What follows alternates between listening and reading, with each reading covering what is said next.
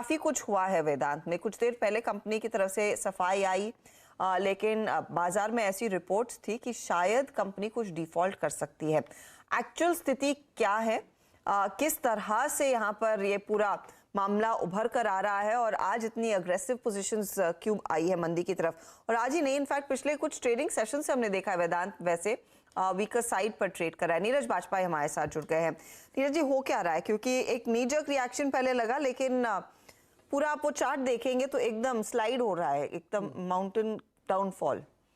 अब स्लाइड के पीछे सबसे बड़ा ट्रिगर क्या है और कितनी अहमियत देनी चाहिए उन रूमर्स को जो मार्केट में है? देखिए, स्लाइड का की एक ठोस वजह है। वेदांता पीएलसी जो इनकी ग्लोबल कंपनी जो लिस्टेड है लंदन में, उसके बहुत सारे बॉन्ड मैच्योरिटीज़ की समय आने वाला है जिसमें उनको पे करना है, रिडीम होते हैं, तो उसके लिए पैसे की ज़रूरत थी। तो कंपनी ने एक योजना ये बनाई कि हम हिंदुस्तान जिंक को हिंदुस्तान पीएलसी के जो वेदांता पीएलसी के एसेट्स बाई करा देते हैं, तो हिंदुस्तान जिंक में जो पैसा है कैश, वो उस पर चला जाएगा और उससे वो भुगतान कर देंगे। लेकिन हिंदुस्तान जिंक में गवर्नमेंट ऑफ इंडिया भी शेयर होल्डर है, लगभग 30% उनका शेयर है। गवर्नमेंट ऑफ इंडिया ने, सरकार ने इस पे आपत्ति दर्ज की कि हमको ये कैश ट्रांजैक्शन नहीं चाहिए, अगर आपको करना तो आप शेयर स्वैप डील करिए। इस पर बात फंस गई, क्योंकि इरादा तो था कैश निकाल के अपने बॉन्ड के पैसे चुकाने का, लेकिन सरकार ने जब उसमें अड़ंगा लगा दिया, क्योंकि वो 30% के शेयर होल्डर हैं, तो आप कर नहीं सकते अकेले।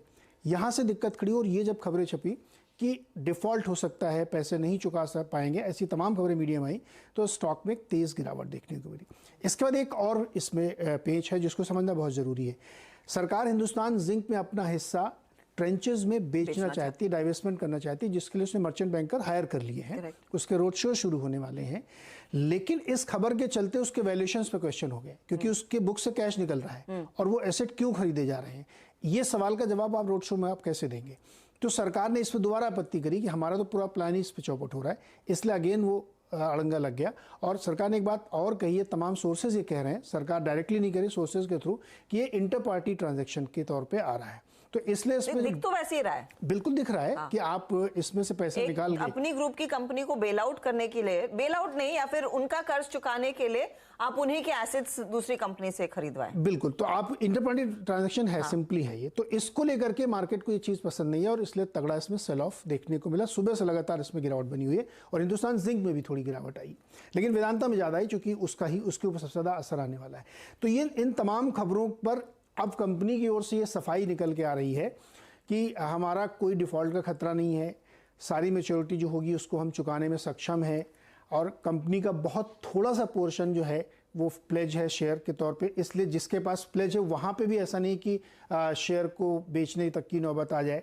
तो कंपनी ये भरोसा दिला रही है बाजार को और इन्वेस्टर्स को कि वेदांता के साथ ऐसी कोई दिक्कत नहीं है। हालांकि बॉन्ड यील्ड इनकी बहुत शार्प शूट अप हुई थी, 35% तक चली गई थी, तो जिससे एक आशंका बन रही थी ग्लोबल मार्केट में, तो वो क्लैरिफिकेशन इन्होंने अभी थोड़ी देर तक दिया है। लेकिन असली जो कोर इश्यूज है वो अभी भी वही बना हुआ है, एसेट सेल वाला, कि एसेट सेल क्या इन्होंने कॉल ऑफ कर दिया है, क्या सरकार अपना रोड शो कंटिन्यू करेगी जो उसके ट्रेंचेस में एचजीएल के बेचने हैं, इसका जवाब अभी तक नहीं मिला। केवल ये पैसिफाई करने के लिए, मार्केट को शांत करने के लिए ये सफाई दी गई है, इसीलिए स्टॉक में थोड़ा सा रिकवरी देखने को मिली, लेकिन फिर से उसी तरफ देखने को मिला। तो ये टोटल खबर है और इसमें अब ज्यादा सफाई की जरूरत पड़ेगी। इनफैक्ट अब मैनेजमेंट को आकर साफ तौर से बोलना पड़ेगा। अच्छा, अब सरकार अगर अड़ जाती है कि उनके पास जाएंगे वोट के लिए, माइनॉरिटी शेयर होल्डर है, 30%, तो इनका अप्रूवल जरूरी है। बिल्कुल, और अगर अप्रूवल नहीं आते तो ये सेल नहीं होगा, बिल्कुल नहीं, परचेज नहीं होगा। हाँ, ये हिंदुस्तान जिंक अपना